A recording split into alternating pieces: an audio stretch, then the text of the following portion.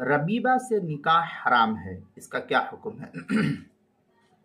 चुनांचे रबीबा पहले शौहर की बच्ची जो बीवी के साथ आई है, पहले शौहर की बच्ची जो बीवी के साथ आई है, रबीबा से निकाह शौहर यानी सौतेले बाप के लिए जायज़ नहीं है, बशर्ते कि शौहर ने अपनी बीवी रबीबा की माँ से हमबिस्तरी कर ली हो या दोनों में तन्हाई हो गई हो।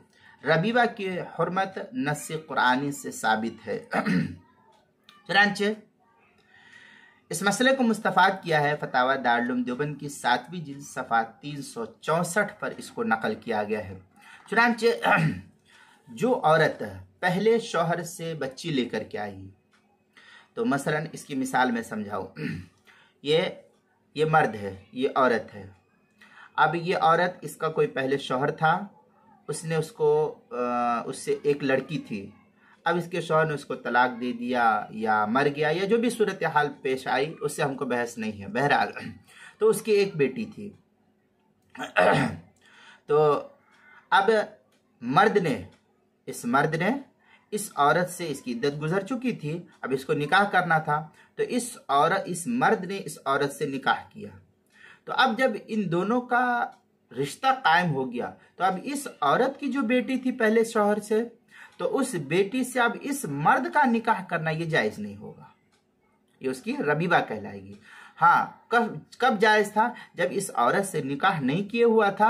अब अगर ये मर्द पहले ही उस लड़की से निकाह कर लेता तो उस लड़की से निकाह करना उसके लिए जायज था। जब उससे निकाह कर लेता तो उसकी जो माँ थी उससे निकाह करना जायज नहीं था। लेकिन यहाँ सूरत हाल ये है कि इस मर्द ने उसकी माँ से निकाह किया है, लिहाजा इस माँ से निकाह करने की वजह से इस माँ की जो पहले शौहर से बेटी थी, उस बेटी से ये मर्द निकाह नहीं कर सकता। इसको रबीबा कहते हैं। ये तफसील थी मसले के अंदर।